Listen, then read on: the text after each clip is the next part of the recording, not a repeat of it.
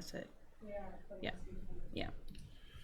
Okay, it's 4 o'clock. I will Vote call against that No. thing that says that you can't bring something up more than once. Yep. If you wanna have. And as a reminder, we are being filmed and we are live on TV. Can I get an approval of the agenda? So made. Second? All in favor? Aye. Thank you. I will now open the floor to public comment. Try to do that with a straight face. As we have no public here, I will close the floor to public comment. Okay, Just a question, Madam Chair. yes.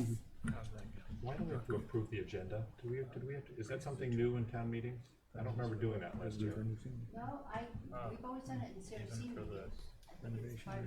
Just part of that one, okay.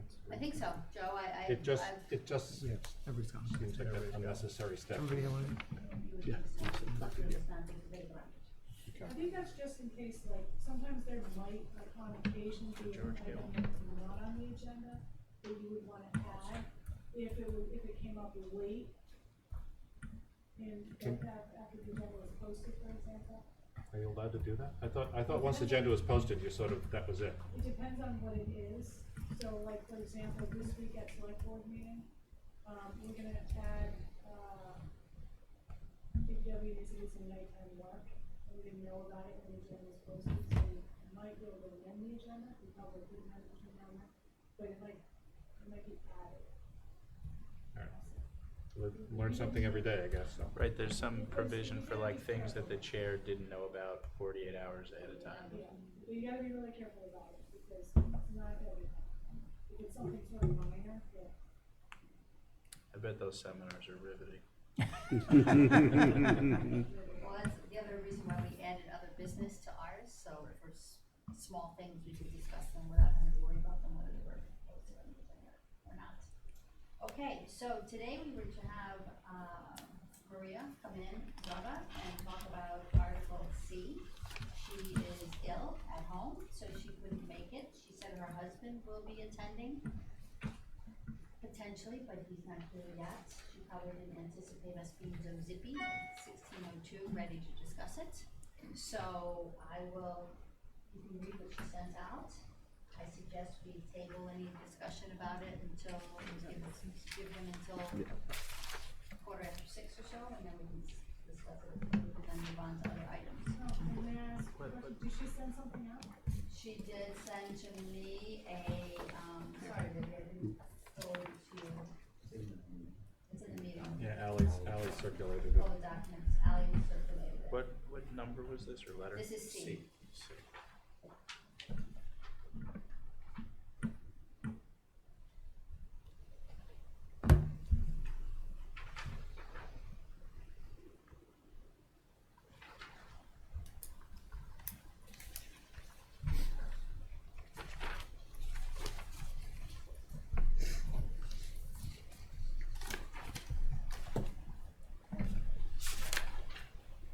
Well, just some general conversation about this article, try not to be too specific, but I never understand with these things, with this sort of an article, whether it is a small group of very excited or passionate people, or whether this is really, a broad-based problem. And that's one of the things with some of these things, you don't know who really represents this or backs this. Is this 5 people or is this 5,000 people? I happen to know another individual who is very passionate about this particular article in line with Ms. Zoda, and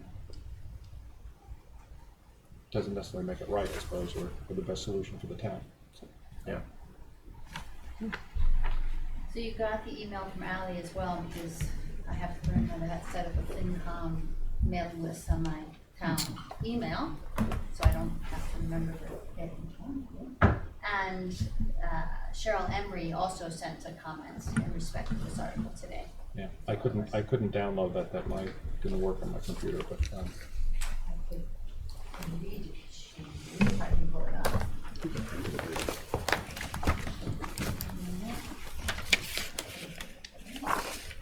I've got a copy here I can give them. Okay.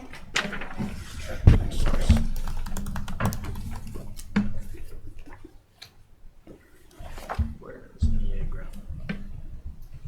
It's south of town, about 30 minutes. In Costa Rica. Yeah. That's where she is now. Yes. Yeah. She messaged me too. Did she? Yes. We were exchanging emails today, and on that note, I asked her when she could come in.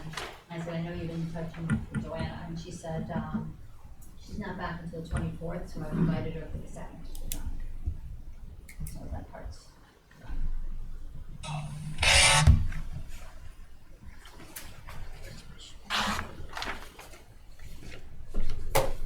You also got this, Joanna, and,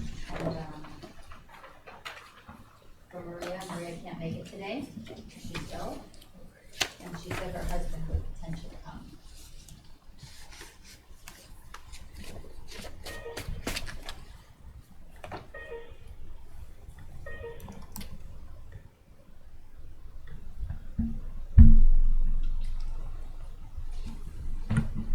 What would we like to do? Would we like to discuss it, or would we like to move on to other business and wait to see if he comes in? Yeah, I mean, And just, then if by the time we finish with everything else, if he's not here, so be, I've invited her to come on the 16th as well, when she feels better again.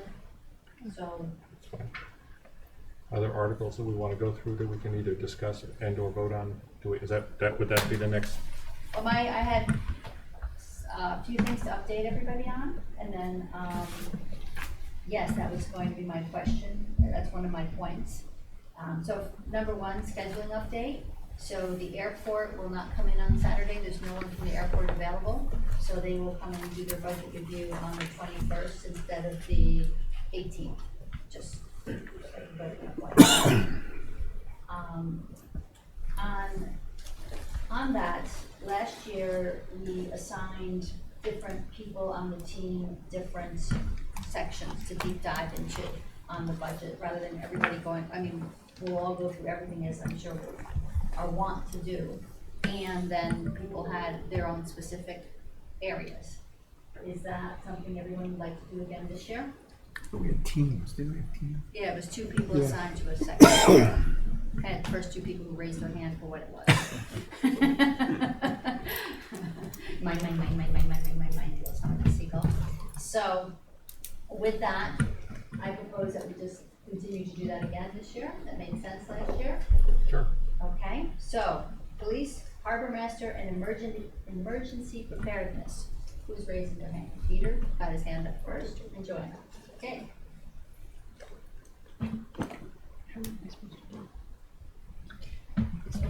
Denise, what other? Will I read through, I'll read all the ones? Why don't you just, for Jill and George's? Oh, yeah, of course, good point, Joe. So there's police, harbor master, and emergency preparedness, fire, water company, and Sconset Water Company. Airport is still eligible, just not on Saturday. Sewer. We have the general fund, which is town admin, finance, human resources, IT, and GIS. Natural resources plus town clerk, culture and tourism, health and human services. We have DPW. We have, I always forget the acronym for SWEP. Solid waste. Oh, thank you, enterprise. Solid Waste Enterprise Fund. We have our Island Home Enterprise Fund, and then the review of the appropriation articles, which we'll all do. And So, when will we get the budgets? we will get the budgets, Brian, on Wednesday night. What was the last one? Review of appropriation articles, Gary. So we have to meet with them on Thursday or Friday. No, we, No, we meet Or with them on af- Saturday. Oh, meet with them. We review them ourselves. It's Oh, desk okay, checking. didn't we meet? I'm trying to remember, I don't remember last year. Yeah, it's desk checking, Okay. and then raising any questions you have, preparing your questions in advance. So on Saturday, it's not seeing the numbers for the first time and trying to come up Gotcha. with your questions. And I think you said that the format for Saturday, Denise, is gonna be shorter, 20-minute sections, sort of hitting the highlights, key issues, and any, capital requests, is that? Libby, do you wanna go through what you had the discussion this morning with your team? We have told them to be prepared to talk about, what you all talked about the other day. What are the, I think you were saying, risks and opportunities within and out there, expense increase requests that they requested. However, I do not wanna hear any department there saying that, you know, going to FinCom to try to get something for their company that wasn't recommended. That's not up for any kind of So, for example, DPW requested 7 new positions for fiscal 21. They have been recommended for 1. All positions in total, there were probably 12 or so requested. I think we have 2 that we are recommending, and then one of them relates, relates directly to the board's strategic plan. Those were the requests that were recommended first. So Rob could certainly talk about, if I had 7 additional positions, here's what I would do. Also discuss current projects that they may have just completed, and projects that are on the horizon. So that's what we're doing. And presumably the highlights of these various issues will be in whatever materials we get on Wednesday, as opposed to just the financials, so. Yeah, and it's gonna be the same kind of. It'll be their PowerPoint presentation sheets, okay. It's supposed to be a kind of a 3-ish slide PowerPoint that is consistent in format by department, and as soon as we get them, they're in my email inbox to review, and I've already completely reviewed it in ours, so it's just, it takes some time to get through that. But that would ultimately, I might not even get through that, so you'll get something really. Libby, could you send out the presentation to the select board? I don't remember when it was, a good month ago? December. Yeah. They were gonna take you through that too on Saturday. Yeah, I think we would like to do that. So as of last Wednesday, following a public hearing, the board basically adopted or endorsed the fiscal 21 general fund budget to go to FinCom with very little change from what we proposed. There's one change, basically. And that one change, I'll explain when at the meeting, but it's basically to add an additional $200,000 to health human services allocation, which is in a separate financial article, it's not in the budget, it goes to our budget. But the idea was that we would sort of reissue our PowerPoint with a new date on it that says, adopted by the board on such and such date or whatever, and also finalize our budget message, which you all have gotten all of this already, I believe, and it's also online. But we wanted to take draft off of it. So there's not really going to be much substantive change in either one of those things, except for that one. Okay, thank you. Given that people, oh, I'm sorry, go ahead. Go ahead. I was, I'll do the fire department if anyone wants to do that with me. I'd like to do water. Will you do? Yes. First, let me get another person for fire, please. Fire and water. Oh, you're very good. It only took me a minute to get there. Chris. Sure, I'll help very far. Okay. Okay, now we have water, Jill. And Joe. I'll do water. Jill and Joe. Can we have sewer too? Yeah, that'd be great. You want sewer too? Yeah, we'll do sewer too. Airports? Yeah, I'd like it. Stephen? Island Home, ready to step up? Yeah, really? Can I do that? Sure. Who's our Iron Home? Chris and I don't know. Okay. So you're just looking through documents, are you going to meet with anybody from those departments? No. We don't have time between getting it Wednesday night and then reviewing it on Saturday. Yeah, I would just ask that the departments not be, completely surprised by a barrage of questions that weren't given to them. This is how we did it last year, Libby, and I think in prior years as well, and I think it worked out well. It just gave us a chance to really take a look versus, if you see a number for the first time, every number looks good. Yeah, I think it should be fewer questions because they're coming from 2 people instead of. So, just to try to remember the routine from last year, was it that 1 or 2 of you were designated so that means not the entire committee doesn't have to scour through everything? Right. Right. I mean, the idea is if we want to, we can scour through everything, and we should focus on our sections. Yep. And then the people who are designated, so for example, Peter and Joanna will lead the questioning and discussions on police, fire, or EP. Are we sticking with this, we're sticking with the same thing that we're using the exceptions of over 10,000, right? Yes, correct. And Brian, in Because terms, that's where we've told the departments to plan on the line of questions or new personnel if there is. Just want to make sure that we don't sleep in. So Libby says across the sort of town's employee base, there's only 2 approved or recommended job additions.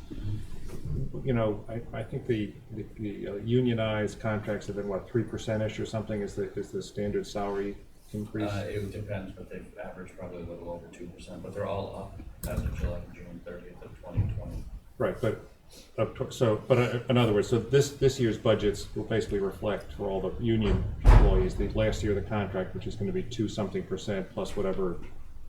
It'll reflect current plus any step ed changes. It doesn't include any collective bargaining changes at this point. And then how about for non-union, I mean, which again are a smaller percentage, but same sort of general range? Yes, but it's not provided for until all the contracts are settled, so basically salaries won't be changing very much from where they're at this point because we're in negotiations. But typically for fiscal 21 and for 20, non-union, Potentially. for those who do not already have an employment contract, it's 2%. So the people cost lines are going to be sort of 2 to 3%, should be a 2 to 3% increase, fiscal 20 to 21. Not including step. Right, some of those things change people's comp too. So, okay, got it. It's just The majority sort of it really eliminates a lot of questions. The majority of changes in the general fund side are all one-time expenses that are proposed to be funded by free cash. So. Okay, so we still have DPW. Sure. Yeah. And I'm gonna go through them all, so that's why I'm not volunteering for any. I'll do it, Peter. Joe? General fund, same. Yeah, I'd like that. I'll sign up.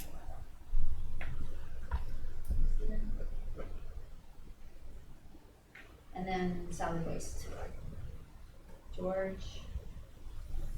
And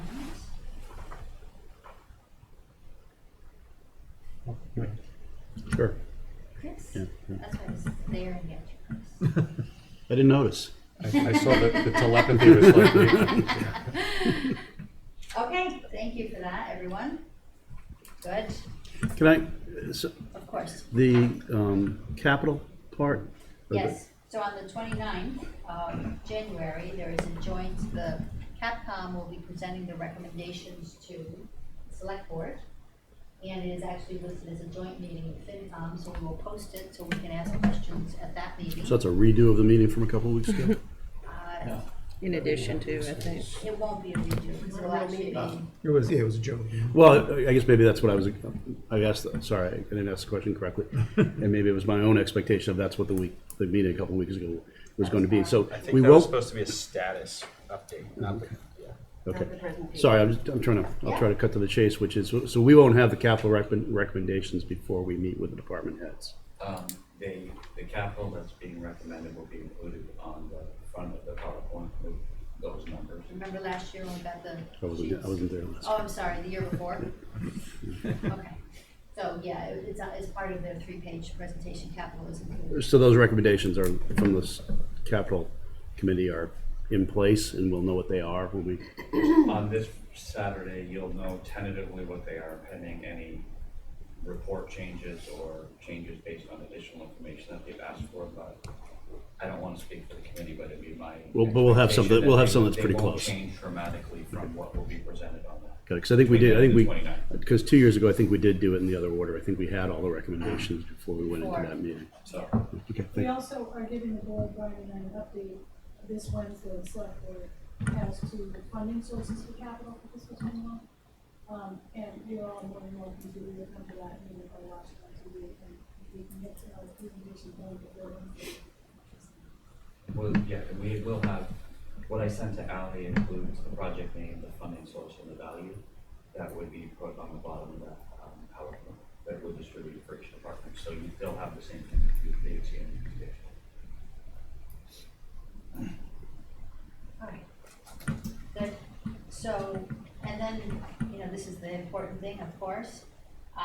I have ordered breakfast from Wicked Island Bakery, and it is pastries, pastries, and pastries, and coffee. Anyone wants anything other than pastries, pastries, pastries, and coffee, feel free to bring it along. So, yeah. We're getting bagels and smoked salmon. Yeah, no, Capers. they're getting morning buns Red and onion. croissants and cookies. So, there you go. Because Peter was Morning. quite Great, disturbed so our about not cholesterol having levels will be anything up. to eat. You heard about lunch? I know, when are we? Yeah, we'll be done before lunch, so have a cookie for lunch, Peter. Both Peters are quite concerned about food. That's right. Make myself a note here. Okay, all right, we had emails today with Cheryl Emery. She will come in on the 2nd of March because she's away, so that's Second of Article D. February. 2nd of March. 2nd of March, she's away until the 24th of February. Okay. So, yeah, and as we have to finalize our recommendations on the 3rd, That's a lot of, it's very gracious for one citizen when we have other things that we'll have to deal with at the last minute. right, I mean, she's not here, so we either rule without her talking about it at all. Well, I mean, that's sort of the process. I mean, we didn't tell her to go on an 8-week vacation. Or have somebody else represent her. She could do that. Yeah.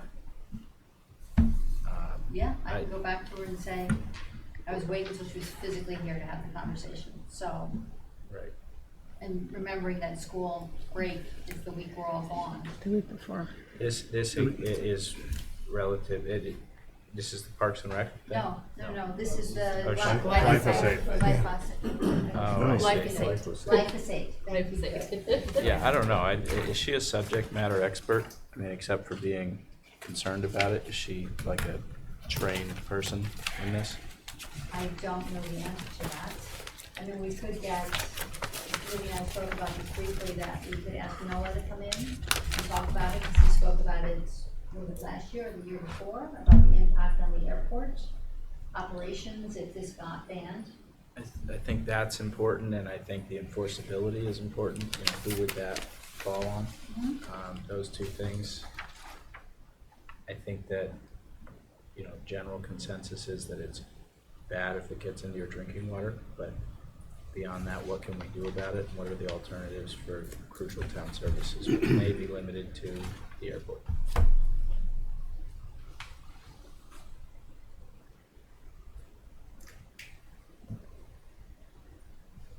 So what's the action coming out? That we invite people we know that would have information about this? Well, she should find somebody to invite in lieu of her. Okay? Didn't last year, when I went, when the town council was putting parked in neutral based on the legality standpoint, so I would assume that we'll find out this Thursday. Judge Roger was here, and then if that's the case, why move forward? It's a home rule position. Massachusetts has introduced a bill, H.792, that would ban glyphosate or any product that contains glyphosate from all lands in the Commonwealth. It's currently up right now. Okay, so Posted that, by the Organic Consumers Association. so that being the case, our policy has sort of been don't send up home rule petitions that are already being dealt with in some other manner. Yeah. I mean, that's enough for me to say, we've got other things to do here. Let's punt on it. I wouldn't vote to send it up to the State House with another home rule petition if the state's already dealing with it. I would second that. Okay? I agree. My only concern about it is I do think it's such a hot button issue for some people, so we definitely want to make sure that where we come down is, you know, well thought through, even if the petitioner's not our best informant. I think we need to be a little careful on it. I'm just thinking about, you know, that night. People can give very impassioned speeches about that. Is there anybody in the town who's an EPA or chemist? I mean, I'm not so much looking for a concrete argument, but an argument about industrial chemical use, and, I mean, there are a lot of industrial chemicals that are probably not really good to drink, but they're used, in, you know, in proper ways, and I'm just wondering whether there's, This Roundup discussion's been going on for forever. Long time, yeah. Yeah, right, and, nationally. right. So, But it's unclear to me whether this is, you know, this is backed by science and statistics, or whether it's just got a lot of momentum behind well, it. being it's still on the shelf at Marine, I guess. And I read about some of the stuff you said the last time, and I don't agree with it, so. That's okay. I mean, No, I mean, and I I thought think it the was- issue kind of is that, is there an issue on Nantucket? Has there been any studies? Do we know if glyphosate's in the soil? Like, what's the situation? Do we know any of that? No. No, probably no one really knows it. Well, you can test for it. I mean, I don't know, I know nothing about whether or not the water quality has been tested for glyphosate, or if they found it in soil here, or if for example, if out at Bartlett's, they've tested their soil and they've found that there's traces of glyphosate. We don't know. I mean, which begs the question actually, Joanna, of why would you prohibit the use of it until you knew you needed to prohibit the use of it? Well, except for that it's dangerous. Well, but that's sort of my point is, do we know that it's dangerous because, I mean, I don't know who this organic group is that the state, Organic Consumers Association is a legitimate lobby group, right, that does tons of research on all kinds of issues around organic fruits, vegetables, meats, anything like that. They're the regulatory group that passes bills or advances bills and information on this kind of thing. But it kills all vegetation. It's not a, it's not a weed killer. That kills everything. So if you put it in the soil, you can't plant food there for a long time afterwards. It won't grow. Correct. So, I think it would be more a use on golf courses and things like that than it would be used at Bartlett's or something, whatever. So Well, certainly now, but not years ago. I mean, I used Roundup before, like a long time ago, and I was trying to get rid of bishop's weed. I didn't know any of this, right? I mean, I would never do that now. The only plant that cleans glyphosate out of the soil is hemp. how fortuitous. That's new. Right? we like hemp. I feel like our mission is to talk about it from a financial standpoint, actually, but what is the financial implication of banning it here on Nantucket? And maybe that is a way to look at it for us. Like, it sounds like it does have some kind of implication to the airport. I think it would, but mechanically what we're talking about is sending up a home rule petition. So, maybe the first question is, do we as a committee feel like we would endorse sending up a home rule petition to deal with a matter that's already being dealt with another bill? I would not want to. What do we need two for? Right, I mean, so it sort of doubles up the issue for the State House. Right, Why not let them handle so it? we're not experts, we're not the board who's charged with understanding the science of it, so we can skip the pseudoscience, and we can say, we don't want to deal with it because it's already being dealt with at the state, so gear your efforts to lobby them. I'll second your position. And I think the point's been made here before too, that being a little bit considerate about the number of home rule petitions we had, or maybe considerate's not the word, or just thinking through, so we're not flooding with home rule petitions when we really need something, Right. is something worth considering. Yeah. Yeah, we do send up more than most towns. We're different.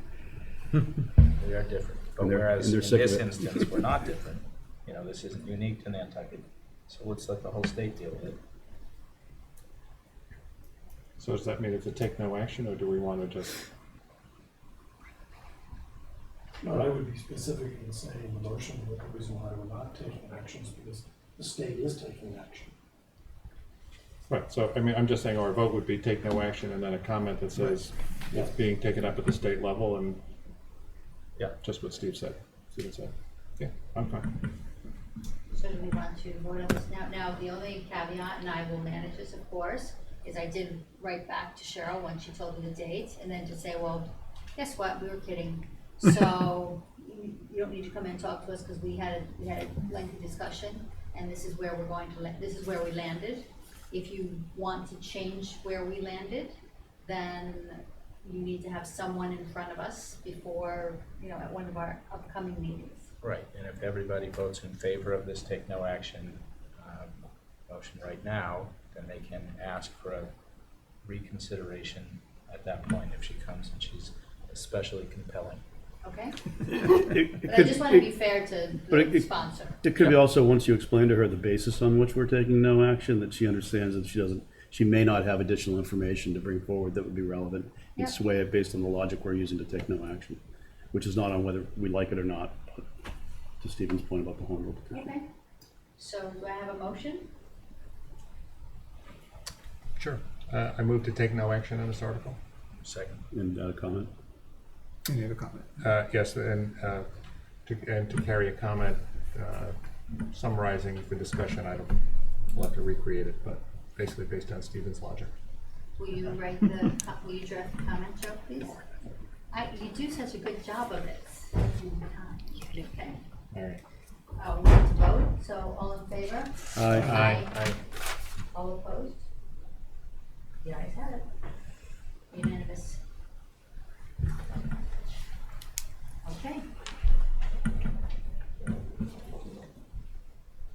Now, the,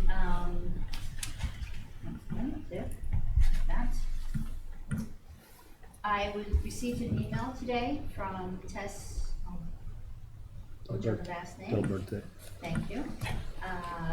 That Fairwinds will be pulling their Article E out of the citizen warrant. I don't know if they're going to go and get signatures to officially pull it, or if they're going to ask to amend it on the floor of town meeting, or to ask FinCom to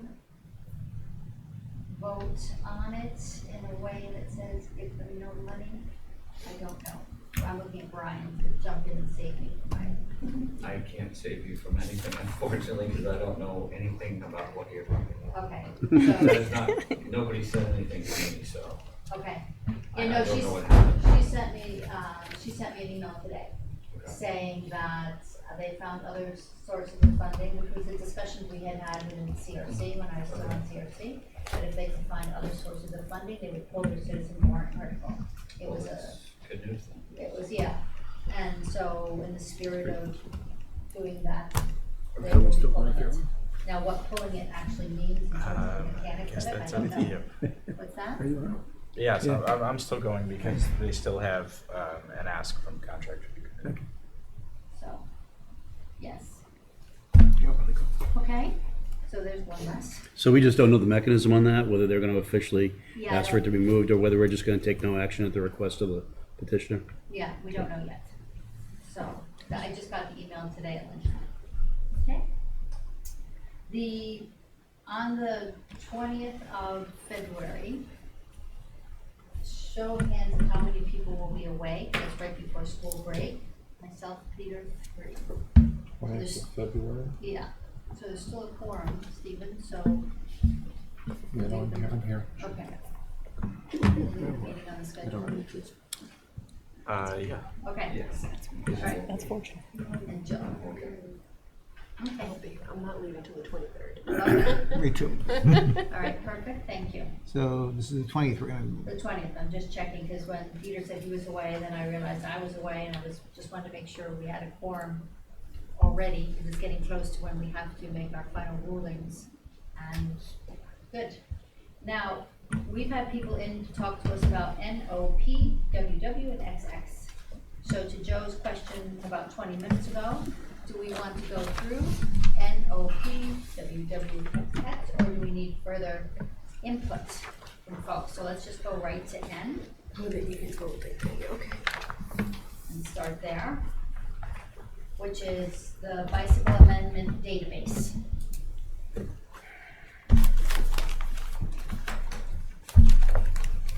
So I was confused on these because I thought the discussion was a good one around O and P seeming valuable, but I thought the questions raised around the sort of practicality of the database were good questions on N. And there's no money appropriated for this, or there's no money identified, but the mention of the 50,000 seemed to be directly in mention to the database, but then Matt and others in the audience seemed to be saying, hey, we need the 50 grand for the signs and Yeah, things in right. O and P. And so somebody help me out. no, it's also, they agreed that they have nobody to run it or any way to put it together, and I think he was waiting for us to say pull it. The other ones look good. On the database piece, but Yeah, they on the seem to be database. suggesting they needed the 50 grand that I think is only mentioned in the database Well, shouldn't it be? article relative to the other articles, and that's where I left a little bit confused. And I guess I should have spoken up that. Well, last year, DPW said that if it was, if directed to, they could find the money to produce the signs. So now we're talking about roughly a quarter of the number of the signs, so presumably they can still find the money. Okay, it just seemed like, again, with feedback from Matt and Jason, people that were saying, hey, guys, we should really spend this 50,000. People are like, yeah, we just don't want a database. Right. And it Yeah, I that's think what it was more like Yes, it we. did get a little waffly at that point, It- you yeah. were right, Chris. Yeah, it was a little ambiguous what we were talking about, and the 50,000 was tied, I think, just to N, at least the way these are written. But I think what I was hearing from Jason and Matt was, let's do something. There is a problem, let's do something. And, I think we can do something, but I don't think that N is the thing to do. Well, what if we changed the way that look, it says right here that they have to come back to a future town meeting anyway for the money to be appropriated. Yeah. What if we decided to say, yes, we support N, but when you come back to us to appropriate the money, you have to have a plan of who's gonna own the database, who's gonna take care of it, and how you're gonna spend the money. Do we really? Yeah, I don't think we support N. Is the Yeah. problem. We support O and P, and if O and P need the money that's mentioned in N, Right. we might support that. And I don't, obviously, I'm not speaking for everyone, but speaking for myself and some of the voices I hear around the table, we still have strong question marks about N. I thought the issue was whether or not they had someone to own the project, not whether or not we thought the database was a good idea. They don't even know how they would formulate the database. Even if they had the database, they don't know what they would do with it. Yeah, They don't know how to get the data. They don't know who's going to get the data. They don't know what they're going to do with it once they have it. it's a wish and a prayer. Okay, so I thought something different. I thought that what they were gonna do with the data was identify trends of where bicycle accidents had happened in order to then further sort of figure out where to put these signs or take some other actions. So my interpretation of what they said was that information they got out of the database was gonna help them determine where to either put up new signs or take away old signs. But that has an assumption that you have every single accident, bike, pedestrian, bike, and car in your database. Or at least the majority of it. And I look at it from a legal perspective. If we erect signs based on data, based on accidents where we think they are, and someone gets taken out where there wasn't, what sort of Liability is there. liability do we, the town, have because we missed it? I mean, maybe it's something we should Maybe ask we should ask John. John on Thursday. I mean, that was always my sticking point on improving bike safety is obviously a great thing to do. Right. And my concern was, and when I had raised it, if this was contrary or not quite the same as laws on the mainland, people come here thinking, well, I drive like I drive on the mainland. Oh no, in Nantucket it's different. So there's some confusion there. And then what's the liability of the town if something happens? So I was worried about that in my own thinking about this. And then, lastly, some more signs in the bicycle passing zone. Those aren't horrible things, obviously, or terrible things to implement. Or in fact, they're quite good things to implement. And they are difficult to enforce. So I've always been a bit reluctant on laws that are difficult to enforce. Not to say you shouldn't, but to say that I also like to be practical as we're implementing something. So those were kind of my thoughts around the topic.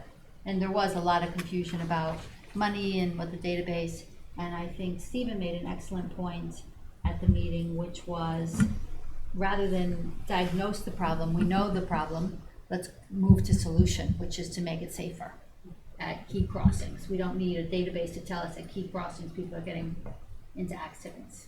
Right. I think if we ran out of ideas on where signage and where painted lines and where vegetation needs to get back, where all those things should go, then maybe we need a database to tell us that. But I don't think we're there. I mean, we already know where the problem spots are.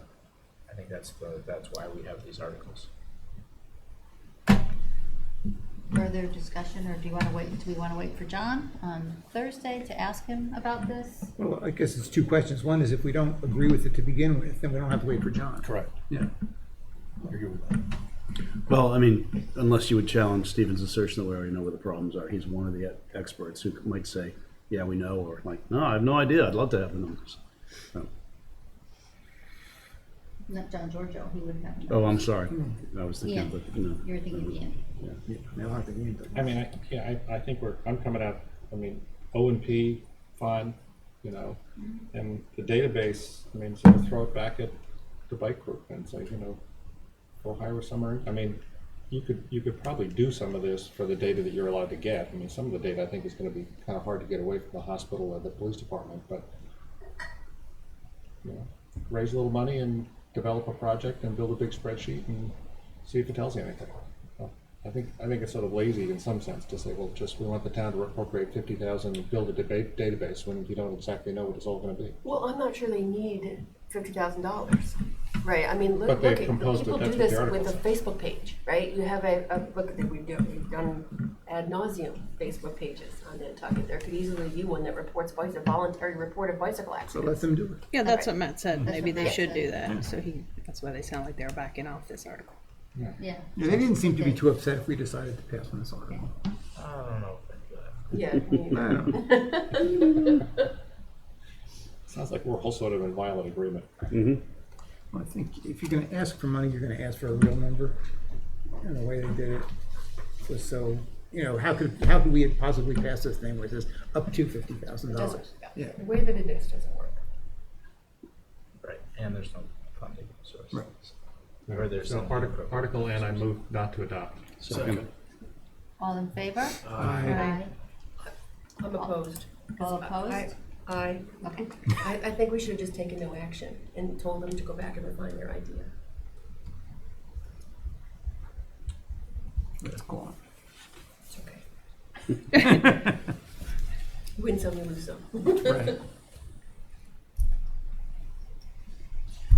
You want to make the motion to support Article O? And B, Sure. Second. all in favor? Well, wait, I want to ask about that. Discussion. Yep. I still have concerns about that article when the bike path is in the road. And some of the roads are small, and Orange Street is a good example of that. And again, they're going to keep doing more of that on more roads here. I just want, you're a biker, maybe explain it to me, but Well, is this going to be a huge problem down when you go to Orange Street down to well, I think Washington Street? it's an enforcement and a traffic behavior problem. I agree with Ian's description. You know, when you have a 3-foot buffer and you're on Orange Street in that painted bike lane, the car is not supposed to go by you unless they're not supposed to go by you unless they can move out 3 feet. Now, if there's oncoming traffic, or if you're on a narrow street where, in theory, they're supposed to wait until you're at a point where the road's wide enough to go by. How many But it's people bumper really to know bumper that? there. It's bumper to, I didn't mean, know that. there is no chance to go by. You're not actually going to go Well, by. then- They're just going to be going by you. Well, the point is, they're not. The point of the article of the what is it, bylaw amendment is they're not supposed to go by you unless they can clear you by 3 feet. Now, are all the motorists going to know that it's a 3-foot buffer? That's going to take some enforcement and education, and even knowing it, people are probably going to get frustrated and go by 18 inches away too. And it's very difficult to enforce. And then maybe we got to have some more signs. Such as, I'm sorry. And then maybe we need some more signs. So we got to explain that. I don't know. I'm just asking because I feel like we're kind of putting drivers. I think we're asking a lot of drivers in those areas. I get it, and others, but I don't see a lot of 3 feet between people on that bike path and that road. No, and I think that's a reality and a problem, you know. But I also think it's sort of a good thing to do, I mean, to protect our resident bicyclists and our visitor bicyclists. That, you know, you're trying to make the road safer for them. We can go around and around on enforcement and whether it's easily enforced and all that stuff. But I still think Well, it's it's- relatively smart thing to do for our cyclists. Aren't you supposed to just ride in the middle of the road in that case? Yes, they are. Yes. It's the same thing for like runners, right? When the road is too, if I can't see somebody coming, I run on the other side because it's safer for them and for me. It's kind of a common sense thing. So you're saying that they shouldn't ride in the bike path, they should just ride in the Middle road? of the road. But then why do we have the bike path? I mean, I think that street's just too narrow. I think we're talking about specific streets, right? I don't think we're talking about the rule in general. I think the rule in general is Talking good. Washington Street. I know, but that is a very high trafficked area. That is the most dangerous area. That is where kids are getting hit, and people go on the wrong way up Orange Street all the time. I mean, this isn't. But what's the alternative? I mean, if we don't adopt this bylaw change, then people don't feel like they need to give 3 feet. They don't So feel like how's they need that- to give any right of way. Well, I mean, they do. Whether we But say I'm that saying or we're not. making them in violation just by riding down the road if the bike goes past them. We still don't pass them. No, when you're bumper to bumper going to town, which we know that everybody will be this summer, Yeah. and the bike goes by you and they're not 3 feet, you're in violation. No, the bike is. That's not what this says. I mean, this says you've got to be 3 feet from them no matter what. It's not.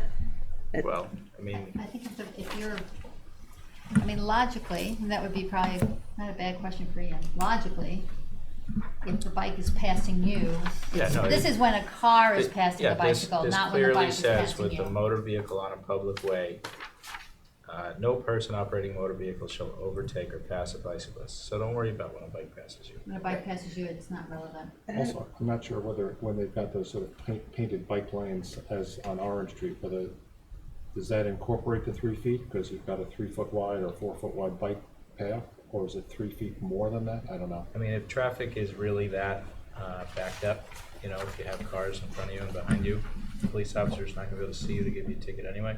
This is just like, let's have a discussion about being nicer to bikes, give them some more space. And maybe we save a life by doing it. If this was on the mainland and they were doing it, this would be a great revenue producer for the police. And at the end of the month, they sit there and just write tickets. And I think that we should do it, but no one's going to observe the rule. I mean, no one knows about it. Well, that's a really good reason to pass something, Peter. Like, oh, we're going to pass something and it's just never going to get enforced. Well, if we don't I pass don't it- think that's good governance. And then I mean, just makes you feel good, fine. But I think It would make me feel good, and I do think some people will do it, even without the threat of getting a ticket. I think that people will say, well, 3 feet, that's a good rule of thumb, I'll remember that. Okay, Because, well- you know, it's like the One 10 second. and 2, like, you know, you get taught something at some point about driving safety, and then you remember it. So now if driver's ed classes, and if people hear this and they go, you know, that town in Nantucket, they're always passing these crazy laws, you know, you're supposed to give 3 feet to bikers, but some people will say, oh, that's not so bad. So you give them 3 feet, and it I doesn't didn't cost know us it. anything. I'm going to do it. So, did you know it? I already do Yeah. it. I'm terrified a bike is gonna fall in front of me, and in my car, I won't even feel them. I don't want to break my mirror. Yeah, that too. Okay. All right, so where are we on this one? Still, We have a motion. motion made and seconded, So discussion? this one's actually P. Yes, we're Yes, talking P. about P right now. We skipped O. We'll go back to O. So on P, what is the motion? Positive motion. Yeah, Motion to adopt. Okay. No, I Do I seconded. hear a second? I'm sorry, thank you, Chris. All in favor? Aye. Aye. All opposed? no. One opposed? All right. That's okay. It needs more clarity. This is feel good. This is not enforceable. And Well, you don't feel very good.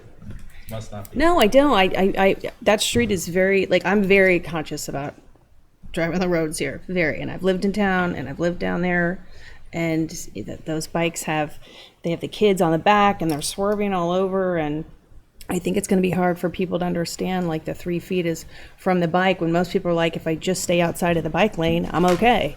And then they have a no pass zone on the road that you're going to force people to have to go over the middle of the street to do it. I get it. I really understand it, but it's very difficult in summer, you know. Are you talking about Orange Street or Washington Street? No, like Orange, because they have the bike path in the street, like from Marine all the way down and then Yeah. to Washington. And then, well, it stops like Cuts through the by the springs pond. there and then and comes yeah, back out. on Consul Washington. Springs, yeah. You know, so I just think it needs more work, and I know that there are other streets that are going to have bike paths in them. You know, I know that it's not all going to be beautiful bike paths like we have out Pulpus. Okay, Article O? Article O.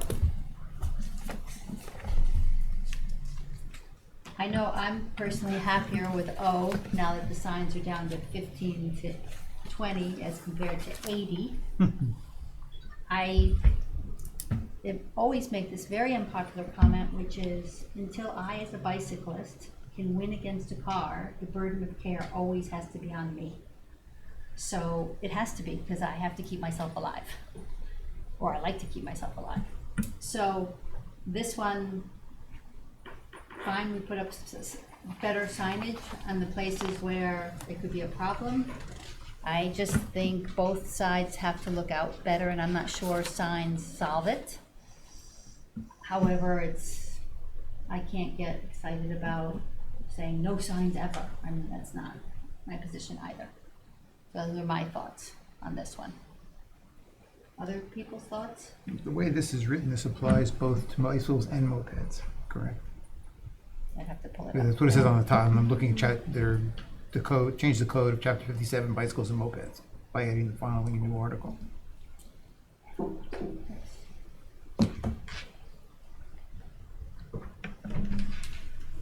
I just They think don't that's men- the chapter. Yeah, they don't mention mopeds again in the bottom, yeah. I mean, unfortunately, none of this is gonna really prevent accidents. I mean, if somebody crosses the bike path against a stop sign, or a cyclist goes through a stop sign on the bike path, I mean, on the other hand, as a public entity, we have to do something to try to make the bike paths on roads a little safer, so.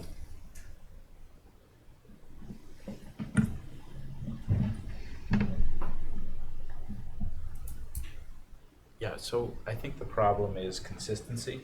We have bike paths that were built at different times.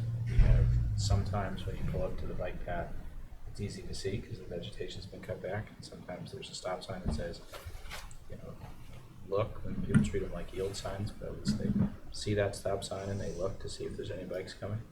And then other times there's not that. If you're not familiar with the roads, even if you are familiar with the roads, you might forget that there's a bike path coming up, especially in July and August when bike paths tend to be overgrown. So installation of these little stop signs seems like a good idea to me.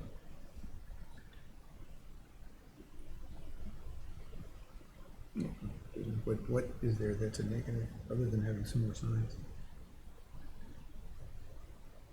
Wish we kept more of the signs off of the bike path on Cliff Road. I think that's hideous. They were tucked back on those little private ways.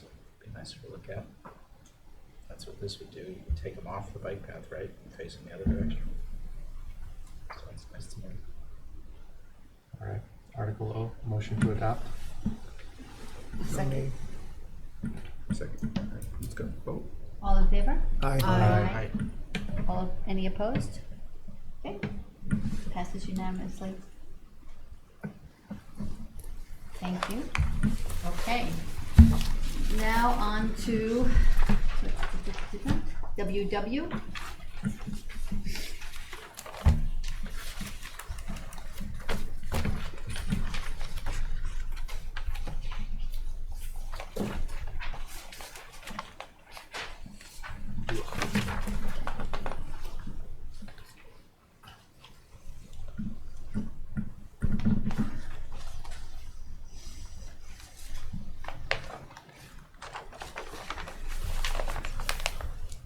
Okay, sorry.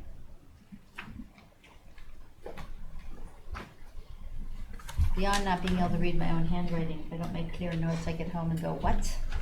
What? Okay. WW. The prohibit obstructions on the beach. As I remember from our conversation our discussion on this the last time, the basic impact of this bylaw change would be to prohibit rope fencing or any other kind of obstructions that goes any further than the high water mark. Correct. In cases that aren't permitted, right? Meaning you could have permits to do it? Well, right, there are portions of the shore that have permit to block pedestrian So it access. would be commercial use, essentially commercial use. Well, I'm just wondering, this is not a side door in against any of the erosion control, is it? That's my, I don't think so. because that would be considered a permitted use. I believe. It's up to her, not me, I guess. That's I okay, believe that Dawn? this is, in direct response to what happened in Nantucket, which Mm-hmm. is not about the Which I'm fine with that being the spirit of it. I'm just always concerned, since it's coming from a group that has other agendas as it relates to the beaches, that I'm not missing something where there's another use of this that's not what we've talked about. If it's from Spruce, and if anybody's pro-environment, it's him, so. No, I understand that, and that's terrific. And I definitely am in agreement on the example that's been used in Nantucket. I just want to make sure that, and I don't have a pony in those other conversations, I just want to make sure I'm not voting for something that's going to be used in a way that this isn't intended. Just a little bit of information, the Commonwealth created the Waterfront Protection Act in 1866, which is known as Chapter 91, where the Commonwealth has the point from the high tide down to low tide as a right for citizens to walk in that, unless it is private property, which some of our residents do because their property has been in their families prior to 1866 down to the low water mark. It basically states, once again, I look at this as why do we want to muck up our local code when we as a community only go down to the high water mark, where the state actually protects that, and that's the rules and regulations which supersede all of the town. Why do we want to get involved? Because it clearly states in the Waterfront Protection Act that the owner of the land to high water, which is a majority of people, really shouldn't be putting up a lot of signs and fences and obstructions. It's supposed to work in harmony.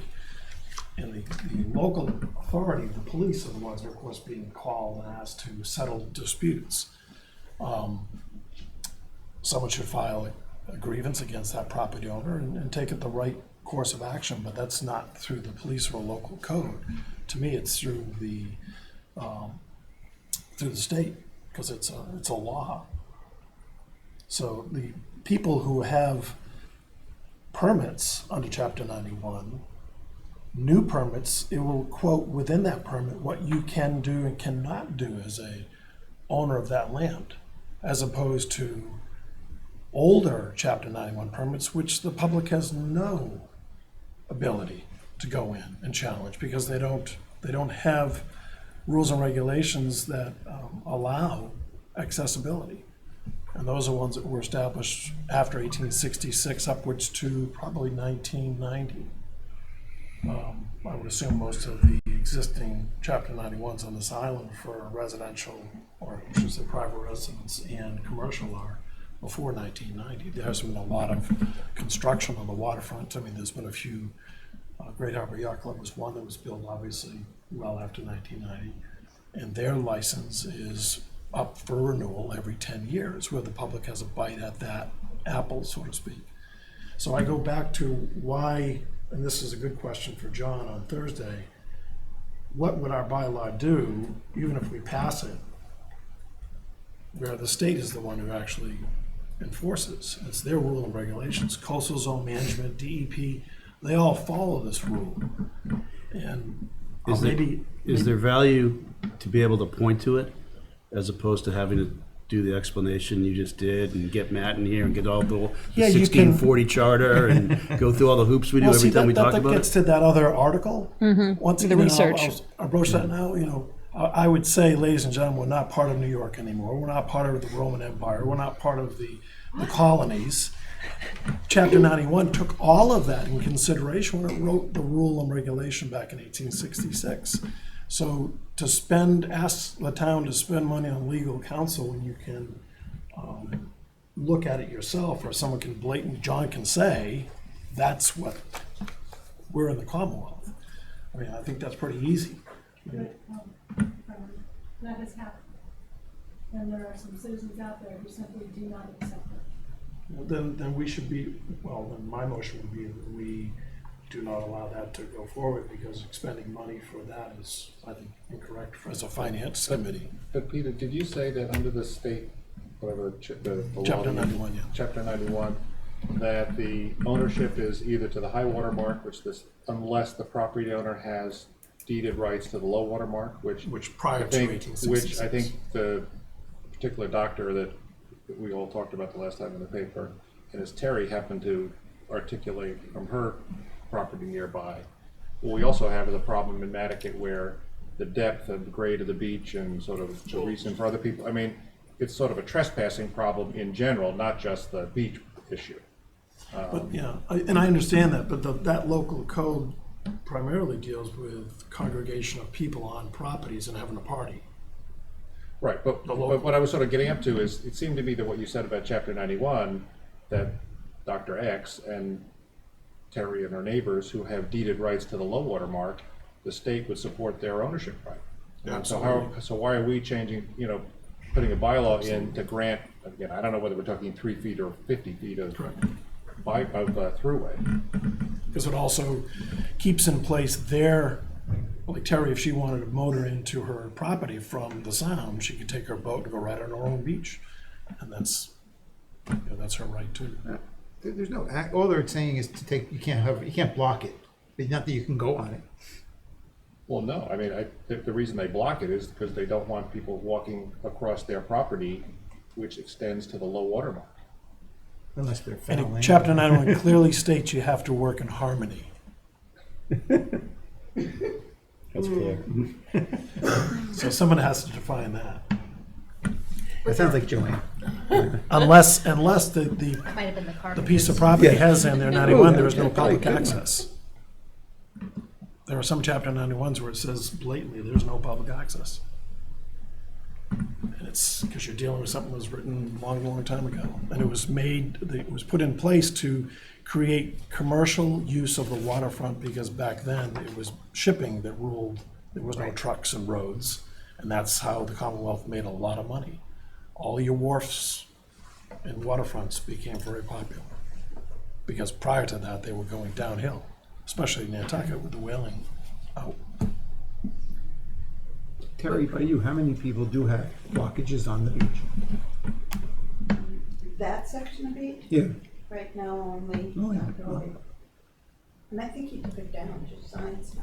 Oh, But there are other people who do this. oh, I'm sure there are. I've noticed there are like things along the North Shore. Not just in Nantucket. I mean, if That you block the beach. try to go down Hinkley Lane in the summertime and get down to the cliff, that is frowned upon. Those people come out and yell at you. They say it's private beach, and we know it's not, right? But they have put up obstructions there. And look at it, if you're just walking along the beach and not harming anybody, to Terry's point, and you have good manners, what's the big deal? It's the problem is when it's more than that. On both sides, right? But then you have a beach access issue and you have a, trespassing, disorderly conduct, Public nuisance. I don't know, unlicensed party or whatever problem Right. on the other, which really, that's really not, Right, but there's been a time where if I wanted to walk from Washing Pond, say, all the way to Jetties, that there was blocks and I could not get through. Now, I wasn't doing anything wrong, I was just going for a walk, right? So I think my suspicion is that that's kind of what this is trying to get at, is that why, the purpose was that people should be able to walk the beach as they want and not come across blocks of, you can't get past further. That's what I interpreted his thing to be, but I totally hear Peter's point about the state law. I didn't know about that, right? So what would we like to do with this? Wait and talk to John on Thursday? I think we should. Yeah, probably a good idea. definitely. All right, I thank don't, you. I mean, it's not, Financial impact of this. I don't love But our, articles that are just written because of one incident too. I think that that's something we gotta keep in, and I'm not saying there aren't other instances, I know, but people do have the right to walk there if they want to. And again, maybe there needs to be an education effort to tell people that, but it's tricky. I know that was not nice last summer. They don't really have the right Well, legally. Dawn? Their right is fishing, fouling Right. and navigation. Yeah, Right. but not hiking. not walking for dogs. It's not having a picnic. Could be It's a bird not. dog.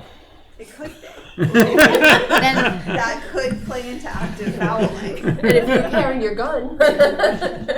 That's your problem. You didn't have your gun when you were walking down there. It was a dry run. Moving right along. We're not gonna change that one. Okay, we'll talk to John about that on Thursday. Thank you.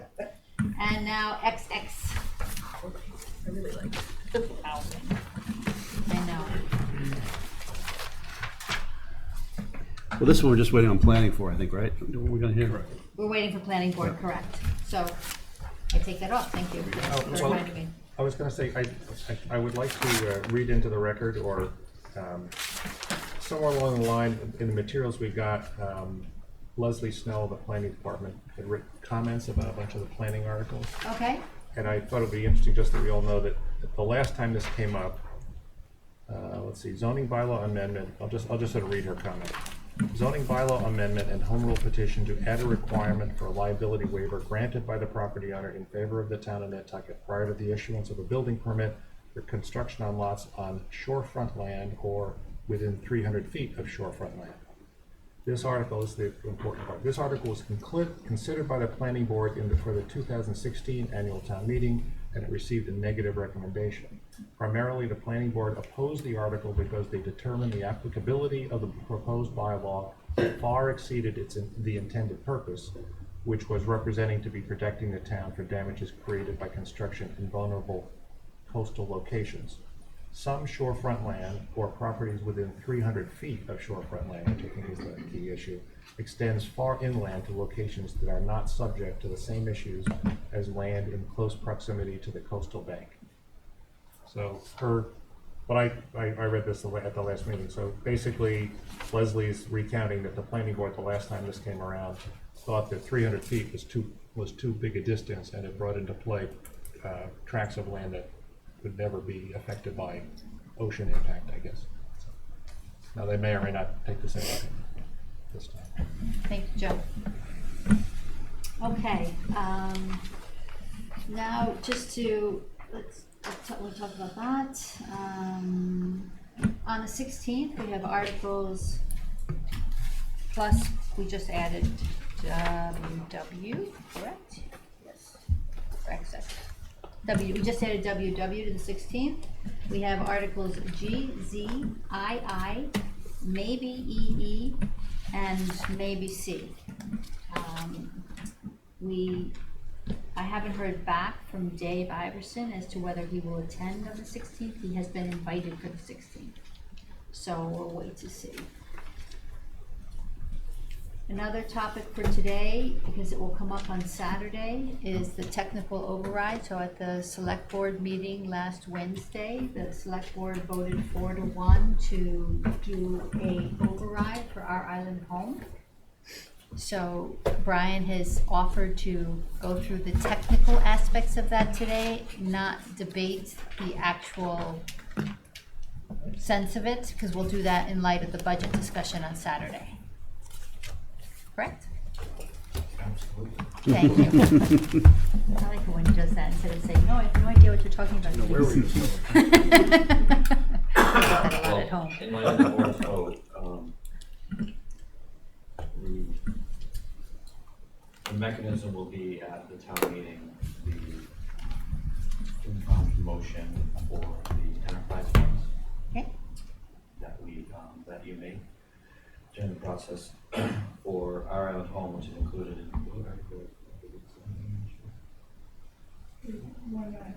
so whatever the number is for the operating budget in that motion that you made, there'll be an amount that is raised from user charges, within the Ireland home budget.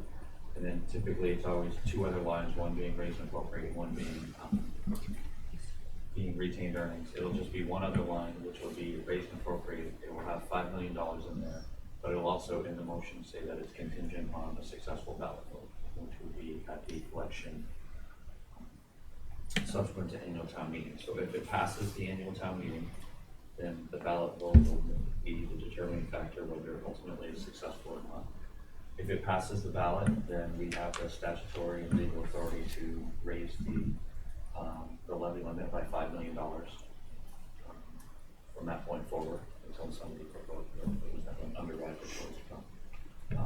I agree with heard that word before. There's actually It's another good to know route you that can that's what they actually try. I don't think anybody's ever attempted it that I'm aware of, but there is a possibility. If it does not pass either town meeting or the ballot, then we would need to convene a special town meeting to allocate through the regular raise and appropriate. As part of the budget presentation that we gave to the board, you may recall that in calculating the unused levy capacity, we've set aside $3.1 million of levy capacity within the levy limit temporarily until this process works itself through. So if it didn't pass, or if it did pass, then we'd potentially have that levy capacity that could be. I have not advocated that it be used for anything. The whole purpose of this override is to structurally fix and give it a sustainable funding source for our island home. If it doesn't pass, then we would need a special town meeting to allocate funds that are available out within the levy limit and allocate retained earnings to close that and balance that budget, because without it, we wouldn't be able to set a tax rate. Is the special town meeting the one in the fall, or is it another special town meeting, a special town meeting in addition? It could be in the fall. We could have it at any time as long as we have it before the tax rate is set. I wouldn't be able to set a tax rate without having it, so it could be in the fall. Okay, So this would be a permanent $5 million tax override? Yes. And so then, in effect, is that money, that $5 million, earmarked to our island home, or is it really just general fund revenue that presumably would be used to fill the Well, in deficit the of our first island year, in the first year, specifically, the way it's written, it's specifically earmarked for island home.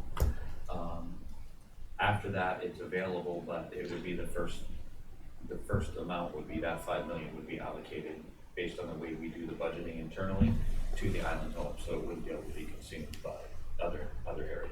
And if at some point in the future, the island home deficit ceased to be a deficit, what happens to the extra revenue? Well, I guess the only way that the island home deficit would cease to be a deficit is if we didn't have it, I would suppose, right? Then We could find some other revenues or charge higher fees. I don't envision after being here 6 years, Joe, that we're gonna ever find enough fees to not have that, so.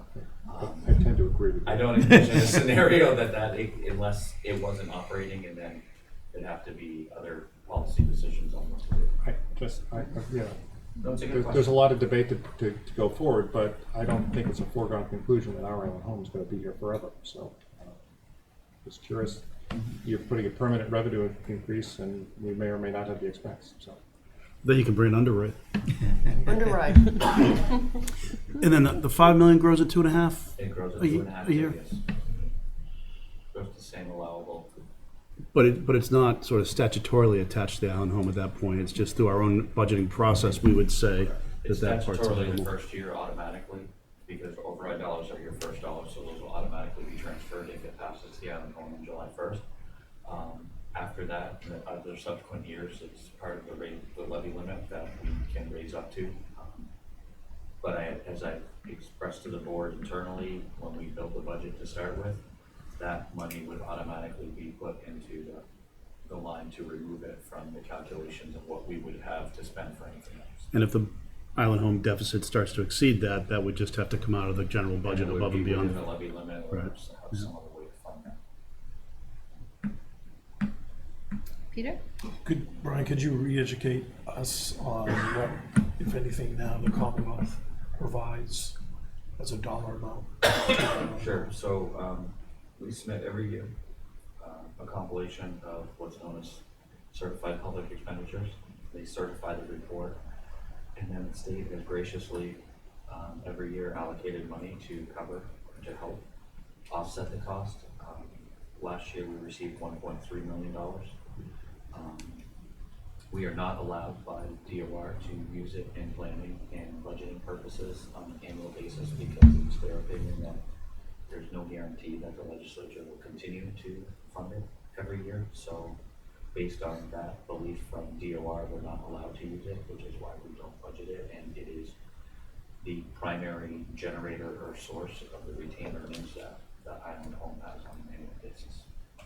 So is the real deficit, the 5 million needed to cover the real deficit, or is the dangling participle of 1.3, it's not included. It does not include the 1.5 million, is basically the 3.1 plus 1.6 and a little bit of budgetary change for fiscal 21. So it does not, because we can't include it, we never even, it does not enter into my mindset as we're doing the budget in any way. So that 5 million is strictly based on operations, not revenue that may be coming in. So the deficit's really not 6.3 and I'm covering 5 because I know that's coming in.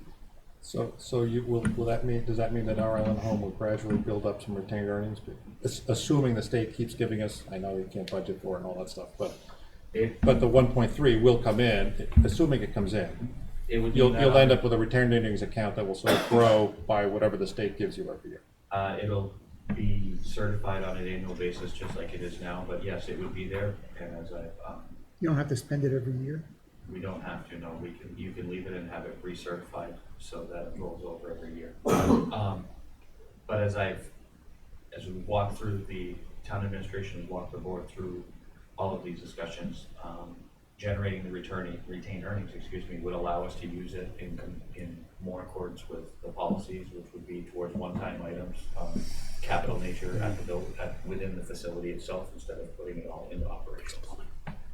So there is a thoughtful plan that's been developed on how to do this and what would happen with it. So does that answer your question? Yeah, absolutely. Where I've been perplexed in watching all this and all the select board deliberations on it, it's not really a vote for or against the island home. Yeah. And I think that was Matt's point last week or 2 weeks ago. So is the island home just marketing here? Should we just ask for an override on the fire department? Like, we're not going to close the island home if it doesn't go through. The funds aren't necessarily earmarked for the island home after this. So I'm trying to sort of figure out attaching the money actually to the island home. And I get that I might sound slightly insane right now, but I actually am trying to think this through. I mean, I have no real I can't legally attach it in subsequent years, but as I've expressed as part of the whole thought process of doing that, when we do the internal budget, that money is immediately off the table. Okay, just like, for example, just like when we go through and we build the budget and we immediately take the money that we transfer to solid waste off the table, so that it's not in part of the calculations of what I give to the town administration on what we can fund for new initiatives, et cetera, on an annual basis. So although it quote unquote isn't technically attached, in my mind, in my office, it's automatically attached. The way It's that earmarked. it is pledged against that, to doing that. So I don't think it's really similar to other departments so much as that this really is being done internally to prevent it from being spent by other departments and to fund it correctly so that we don't have these issues on an annual basis to the extent that we do. Because again, as part of the budget process this year, because of their change in retained earnings, we had to reserve another almost $1 million within the levy limit, which has impacted our ability to fund other initiatives and services that everybody, not only at this table, but in the community would like. So it's done really with a look at, okay, we have this facility, we need to do it correctly so that we don't run into these problems continuously. Does that answer your question? I think so.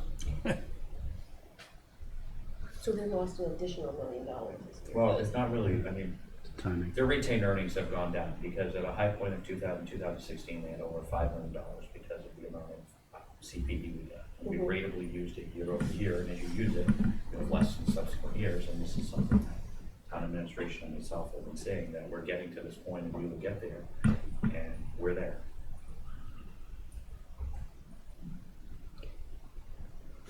So the action is a necessity to keep it Right, going. like legit. Unless we're gonna keep taking more and more money out of the general fund, which No. may eventually later until cutting.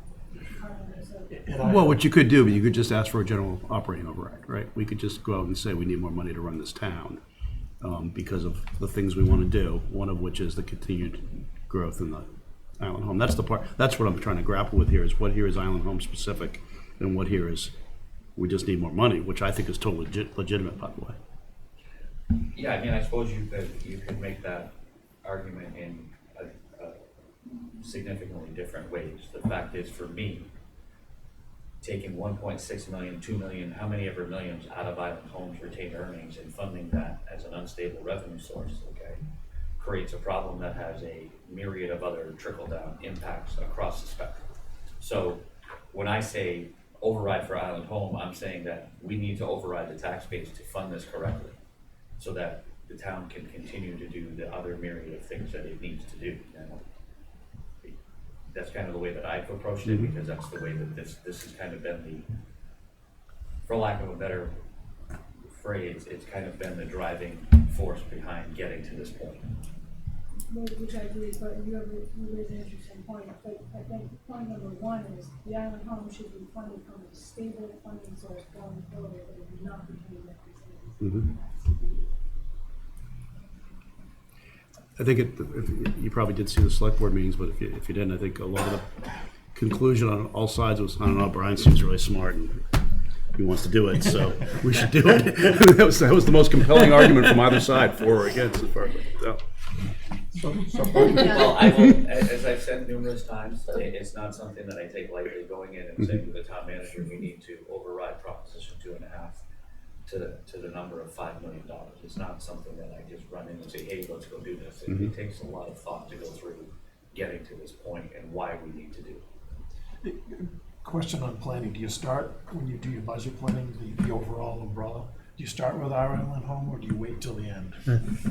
Don't answer. I would have to say that every department is at the forefront of my mind.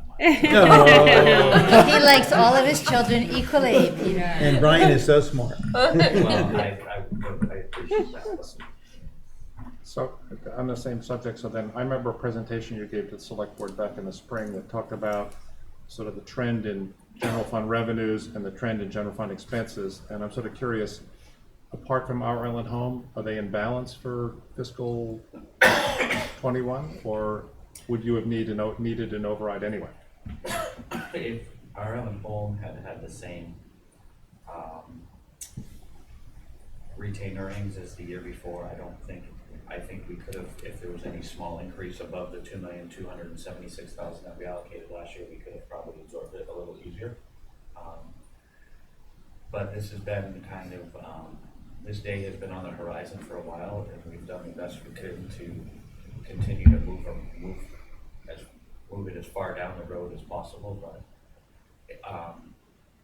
there's not a lot of left that can be done to. Well, that's because my question was really about the rest of the general fund budget, and I seem to remember that the impact or the direction of your comments at this meeting was that revenue line and expense line are basically have run into each other. We're not generating an operating surplus, or probably won't be going forward. So I was just sort of curious whether your budget still looks like that or what. No, it's still in balance, and it's still it's close, but we are fortunate that every year local estimated receipts do generally run slightly better than we predicted, but I don't, for how much longer, I can't promise anybody anything. Yeah, but that balancing is managed. It is. Yeah. I mean, And the department's doing one a good day, job, too. whether it be this committee or the select board, someone's gonna have a pure financial discussion on, does the Island Home stay in, or does it go away? Because all we're doing is we're managing other departments down or growth down to keep that balance, and that's a razor edge. Yes, it is. And it has to be thought of both humanitarily and financially. Thankfully, that's above me. No, it's correct. It's correct. I do a few budgets. I know. A couple? I just sit here curious about, presuming this passes at town meeting, in the time between there and the ballot, how do you explain it in such a way to the voters that it's not a referendum on the Island Home? And just a comment, I guess. Seems like there's a real communication challenge on this one. That outside of, on the floor of town meeting, certainly to begin with, but much more so after that. How does Brian set our tax rate? So let it be a referendum on the Island Home. Yeah, I mean, the board certainly has had some discussion about it. Dawn, did you want to say something? Sure, of course. I mean, I would be completely fine with it just being a general fund operating. For me, the island home is the drain on the budget. And I feel like we need something in terms of getting some message from the community about whether they want to stay in this business. Really recognizing how it does drain other things, and really whether we're doing the right thing by talking about rebuilding on site, talking about the entire future of the organization.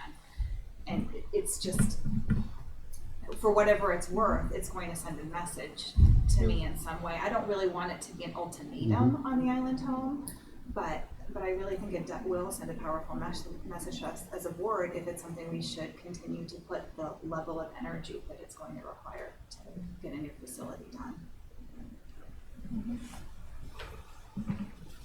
Agreed, and I mean, I wouldn't be too excited about a general fund override when the drain is our island home. I feel that's lacking transparency then I would rather see the override be specific to our island home, not to force a referendum, right?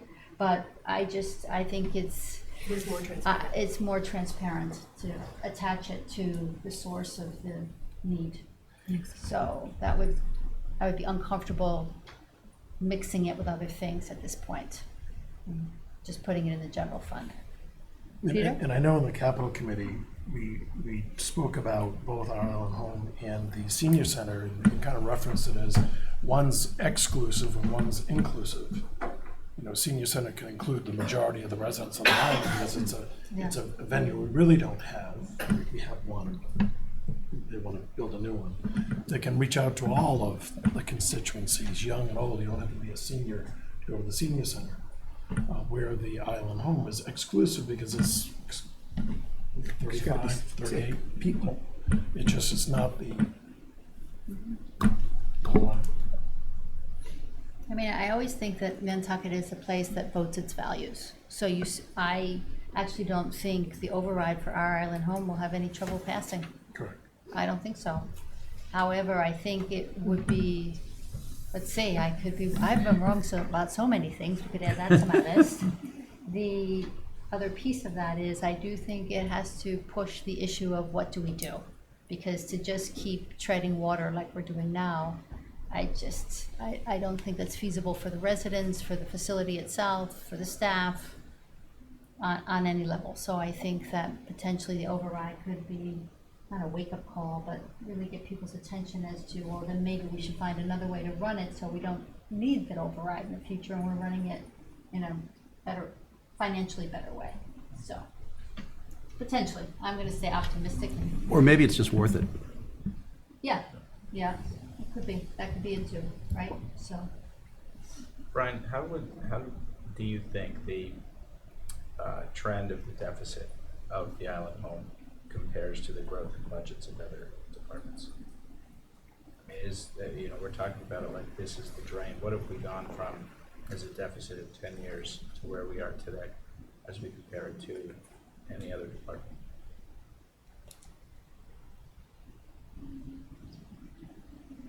I can't give you a good answer.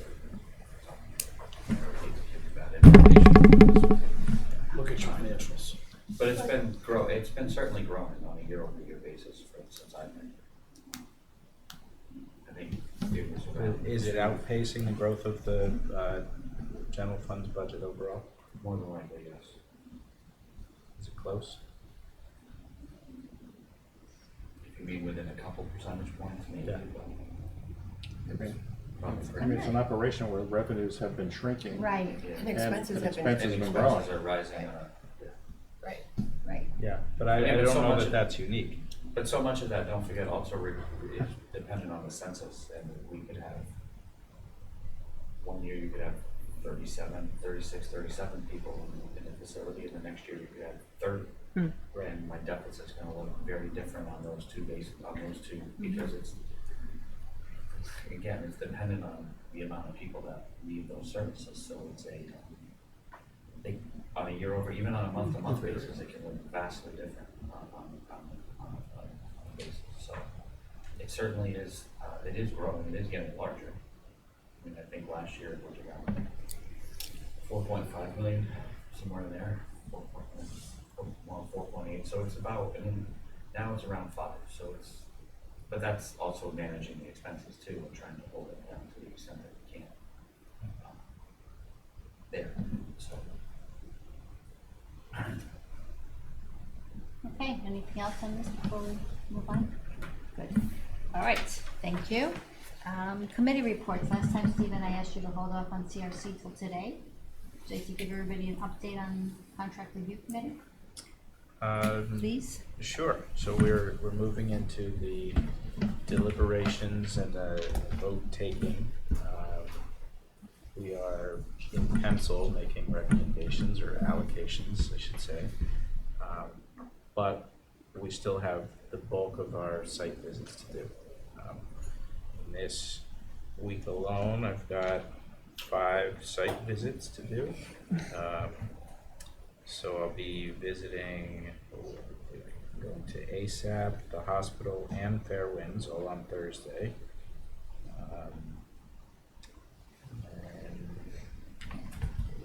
Health Imperatives on Wednesday.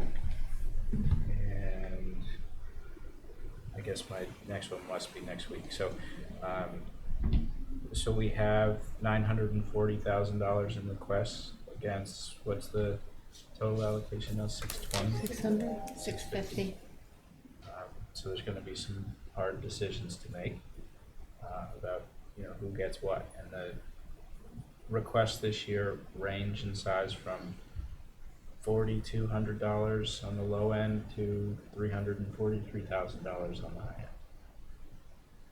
So we really run the gamut. We're going to roll up our sleeves and dig in with 2-hour site visits at many of the organizations this week. So the following week we can make our allocations and come to FinCom with a proposal on 11th? 11th or 12th, one of the 2 days, whatever day we have our meeting. The 11th.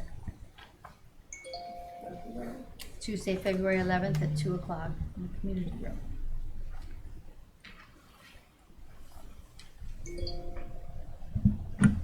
I'm guessing that's another day where every meeting room is booked solid since June. Did you say at 2 o'clock? Yeah, it's 2 o'clock, Tuesday, February 11th. It's been a challenge finding rooms. Yeah, no, Ally said at the last time when we were talking about tomorrow's meeting, which is canceled, that at 3 o'clock, she said I asked in June and that was the only time she could get. So it's not like she asked yesterday, right? Which I didn't think she did, but she did point out. Yeah, we canceled it last week. Stephen, will you be able to tell us if any of these groups have applied for grants elsewhere? Like, Every in one of in them. addition to Every one of them has. they've all have. Oh, yeah. Yep.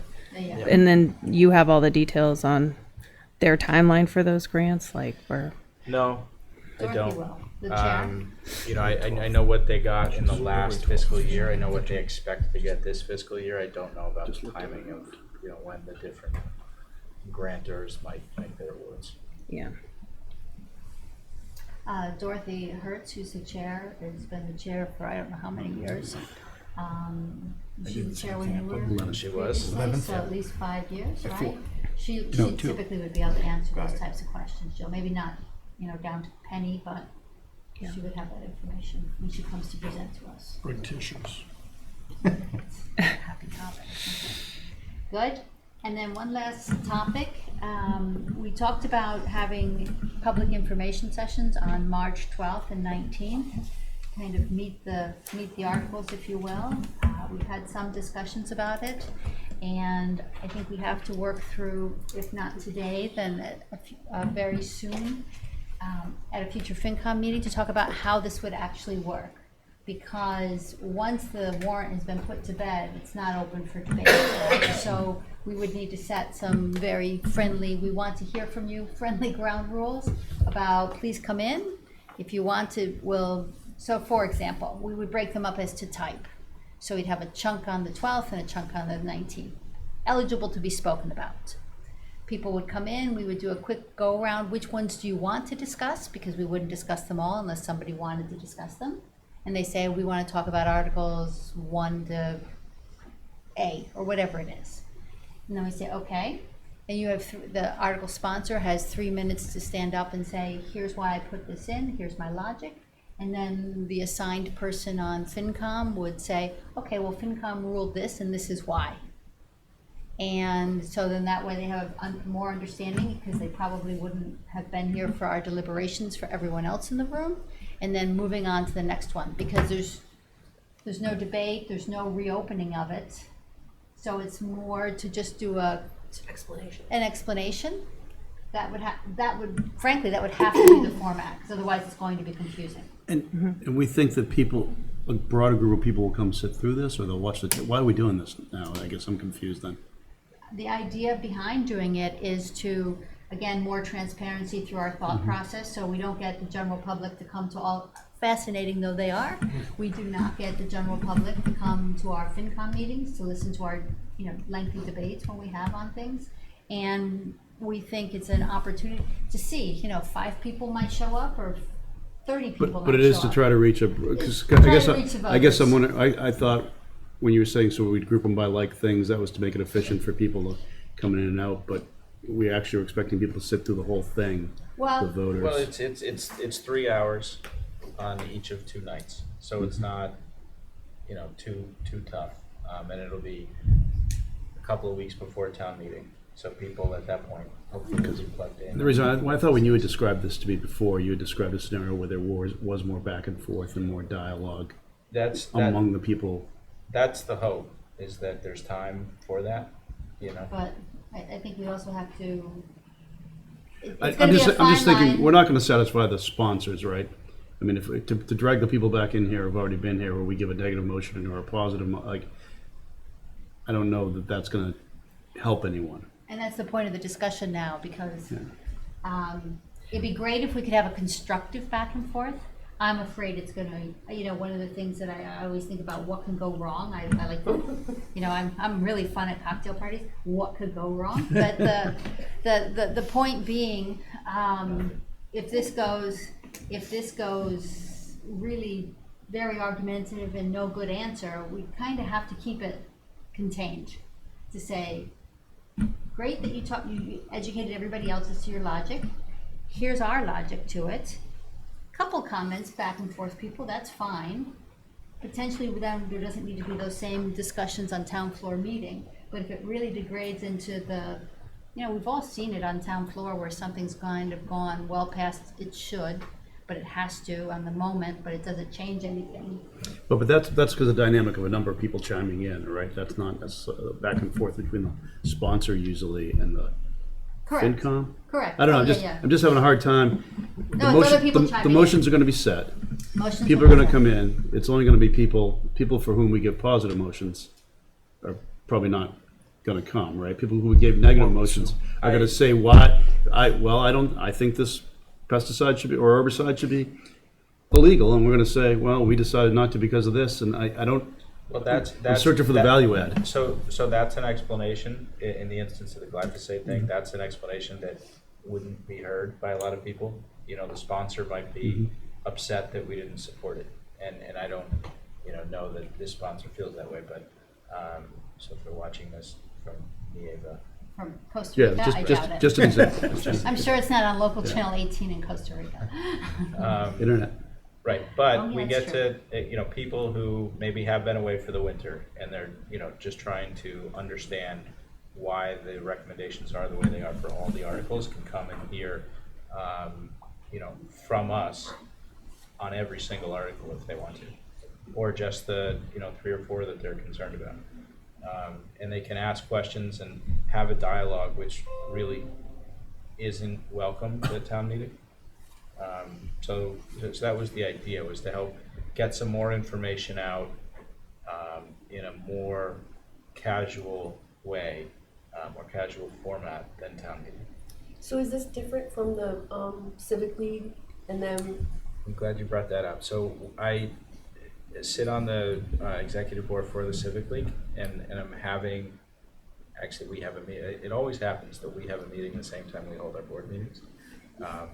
But in February, I'm gonna try to be at the board meeting because we're having a conversation about whether the Civic League might want to sponsor this as an event in lieu of the Meet the Articles. Because the other thing we've done is that thing at the TV station where we did like little commercials where we said, article WW is about X and FinCom voted X and here's why. But there was no dialogue back and forth, we just explained our Right, so this reasoning. could be that too. We could, have them record it and then they can cut that, this is article, and they'll all have numbers by that point, this is Article 53. And Libby, then- were you still thinking of doing a video, the sort of the video Well, clips? we met the three of us and learned a little bit about this last week, and, it sounded a little like the focus with this was more citizen articles. So I think we would probably still be doing something with the debt exclusions in particular. A little bit of a concern about this format would be, as I was saying to Denise earlier, you're gonna need to cut this off somehow, because otherwise we're gonna have a debate here that also is gonna have a town meeting, and why are people coming to sit there, especially if it's said, the motion is no. They can come in and explain it, but the motion isn't going to change. It's good for people to hear the FinCom's rationale behind something, and maybe it's good for people to hear what the motioners, petitioners' rationale is too. I was thinking this was more actually, to be honest, for the general public, not for the sponsors. The sponsors are going to either be here and hear us talk, or are going to chase us down after we've ruled and want to know more. So they'll do their due diligence, I would assume, during the process. I was personally, when we first talked about it, I was thinking, yes, sponsors may come to hear more in detail if they decided not to show up during any of our meetings. And I was thinking it was more general public. So I know I don't go to the Meet the Articles, but I always go to the Meet the Candidates, right, the Civic League sponsors. I mean, wouldn't this be more impactful if we just incorporated it in the town meeting? So that after the motion's made and seconded with the moderator, the chair, the chair gets up on a negative or a controversial article, say, the finance committee would just like to explain that its vote to take no action was because of the state legislature is taking up glyphosate this year, and there was no reason for us to duplicate their effort. That is how it works, isn't it? That is what you're gonna do. Well, no, isn't but it? usually in the town meeting, We don't say much. finance committee doesn't say anything. We just, they David did last year. they and make that's a why motion million, and second other it. than that, he doesn't usually say anything. But I'm just wondering if you just started off the conversation by saying, well, usually again, if it's a happens. positive, it's a positive, but it's a negative. We voted no because of X. And often you vote no because of X, it's not gonna come. Correct. Well, but I'm just Always. agreed, but I'm just thinking half the people in the meeting haven't read this or it either, so you go up and explain ourselves. One of the things we tried to do last year, and we talked about this, is have several informational sessions about the articles. They were specifically not televised, because what we were hearing was people wanted to have an opportunity to come in and ask questions about the articles, so they didn't want to be on TV. Because they might be asking sensitive questions that they didn't want everybody to know about. So Leslie Snow did the zoning one. I think we had some other department heads sprinkled it out doing various articles, and we did the finance one, I did one, 2 people came. And I don't think that many people did that one. So I don't know if this is a way to get people there, but I also get a little bit worried about the amount of time this is, 2-3 hour sessions, just sounds like that. I don't know. I mean, either that's not enough time because it's successful and people show up, or it's way too much time and we're sitting on our hands. Yeah, it won't be 2-3 hour sessions if nobody comes. Well, I think that somebody should volunteer to post this on Facebook, create a discussion there and find out if the public thinks it's a good idea, so I came up with that idea. That was a good idea. Whoever wants to do it, that'd be nice. You are funny. Doesn't have to be on Facebook. Yes. Oh, Joe doesn't have an account, so he's out. Just stand at the door of Stop and Shop and say, would you like to go to this? Would you like to go to this? Free tickets for. I think if it's well advertised, I mean, we're not gonna get a big crowd, although senior center meetings, we get 90 people, so it's like, it depends on what the, We just go to one of those I'm meetings. just, Yeah. you know, the idea was this is an opportunity to stamp out some misinformation. There's a lot of hand wringing and there's a lot of consternation over things that, you know, could easily be explained if somebody had the venue to come and ask. What if will we have a printout of the warrants and the positive and the motions that we've made? Not like the official printout. But an we can- unofficial? It'll be online by then, by March 12th, it'll be online. It won't be, we won't have a hard copy yet. I mean, maybe the thing to do would be to have, we could schedule both of them for the times, but instead of having, like, deciding to address each article, maybe depending on who shows up. Yeah, I think the Yeah, we idea were was never like, gonna do each article. just It's like gonna be at the 120 moderators of them. pre-town meeting conference, you'd go like, does anybody want to talk about one? Does anybody want to talk Right. about two? Right. But I'm not sure about the person who sponsored the article making a presentation. Okay, Yeah, so just general. maybe they could be there to answer questions in the same way that we are. Dawn? Just to interject. Sure. I feel like the people who get up in town meeting that have the last minute significant questions are always gonna be the people who don't come to this stuff. The people who care are, or, and not that the people who get up at the last minute Care in a don't different way. care, but, I just don't think that you're gonna get the turnout. I mean, I think if it's in replacement of the Civic League event, I think that that's fine, but I think you're gonna be sitting there waiting for them. Yeah, To show up, the people who will show up are the people who already know what's going on, most likely. The presentation people, the citizens are not on the, especially the ones who are everywhere. Yeah. Right, yes, they're gonna want another place to be heard. Yeah. It's tough. Well, we don't have to solve it today. We have some time still, so let's think about it, and then let's discuss it. We'll add it to other business for our next meeting on the 16th, provided we have time. And then I think we should do a, thumbs up, thumbs down decision, because it's going to take some amount of planning and organizing. I'll try to get some feedback from the co-presidents of the Civic League to see Okay. if they like it or not. Charlie was cagey yesterday in the Stop and Shop. Didn't want to admit? What section of Stop and Shop was it in? Maybe it was allocated out. Yeah. Well, just a question, how well attended is that? I would say not very well attended, but depending on the year, it might I was get. gonna say, cause I think I went once and there was like less than 20 people there. I mean, Meet the Candidates gets 50 to 60 people, I think. The articles is less, but people sort of cycle in and out with the articles. So I don't know, maybe the attendance is more in total. candidates probably hype up people to come to meet the candidates, you know? Sure, and it's just very interesting to hear them. I just think it's very interesting.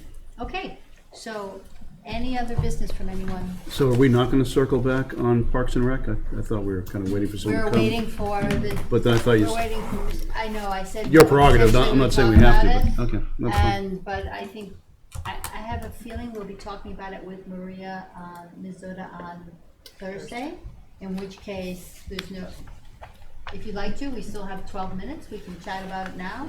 I would thought we waited for her husband to come, he didn't come in, unless he's in this. No, that's call. fine, I just want making sure Yes, that we thanks. weren't forgetting. I Thanks, guess Chris. I'll ask one question, on something like that, that really is about the organization, about Libby's organization, Mm-hmm. would we get a select board comment on that, or input typically? They may or may not comment on it, but town meeting cannot force. It would be more like. Right. Yeah. Joe? Would you mind, Denise, going through the teams on, for Saturday? Of course. You held your You're hand gonna, up you're 5 gonna, you're times. going to, I think you've got You'll be it. very busy. You're gonna make up T-shirts, Joe? Or you Yeah. want to make sure Team Joe is We're appropriately? doing jumping. Actually, jacks. can you email that to everybody? I can. Perfect. Okay, that would be fine. I just want to. I will run through it quickly, and then I will email it to you all tomorrow. It's Peter and Joanna from Police, Harbor Master, and EP. Fire is Peter and Chris, so Peter Schaefer and Chris. Jill and Joe, water 2 times. George and Stephen, airport, which will be on the 21st. Jill and Joe, sewer. General fund, Denise and Stephen. DPW, Peter and Joe. Solid waste enterprise fund, George and Chris. And Our Island Home, Peter, Schaefer, and Chris. That's what I have. Sounds right to me. Okay. Thank you, everyone. Motion, anything else before we close? Did you have your hand up? Did you have That was He's just waving at me. Oh, yeah. He's I being just wanted to friendly know how to much me. work I had to do between Wednesday and Saturday. Can I get a motion to adjourn, please? Motion to adjourn. Second. All in favor? Aye. Thank you, everyone. Thank you. Thank you, Brian. Thank you, Terry. Thank you, We're Libby. not back until Thursday.